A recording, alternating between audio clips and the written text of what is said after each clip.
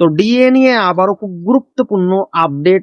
মাননীয় সামনের 3 দিনের মধ্যে ভোটের মধ্যে ডিএ নিয়ে বিস্ফোরক সরকারি কর্মীরা।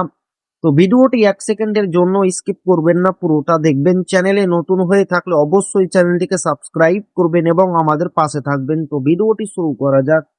ভোট পূর্ব মিটে গেলেও বাজেটে রাজ্য সরকারি কর্মীদের জন্য 4% মহার্ঘ ভাতা বৃদ্ধির যে ঘোষণা করেছিল সেই সংক্রান্ত বিজ্ঞপ্তি জারি করেনি নবান্ন, যা নিয়ে ক্ষোভ জমেছে কর্মচারী মহলে।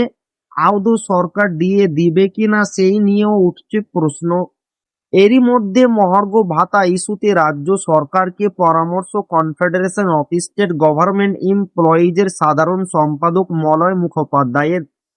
সমাজ মাধ্যমে এই বিষয়ে মলয়বাবু পোস্ট করেন, লেখেন, মাননীয়া, সামনের 3 দিনের মধ্যে আপনার যে কাজগুলি করা উচিত তার প্রথমটি 4% ডিএর নোটিফিকেশন এবং তা এপ্রিল থেকে কার্যকর করার নির্দেশ জারি।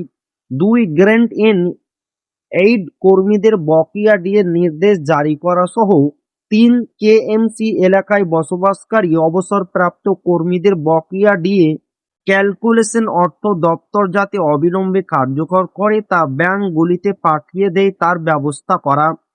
উল্লেখ্য, ফেব্রুয়ারি মাসে বাজেটে 4% দেওয়ার কথা বিধানসভায় দাঁড়িয়ে মাননীয় মুখ্যমন্ত্রীর উপস্থিতিতে অর্থমন্ত্রী ঘোষণা করেছিলেন।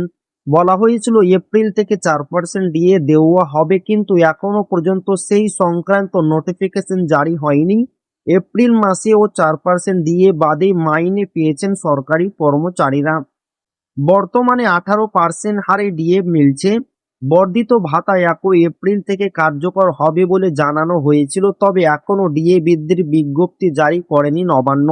ভোটের আগে একাধিকবার ডিএ ইস্যুতে মমতা বন্দ্যোপাধ্যায় আশ্বাস দেন চলতি মাসে মাইনের সঙ্গে 4% ডিএ পাবেন রাজ্য সরকারি কর্মীরা।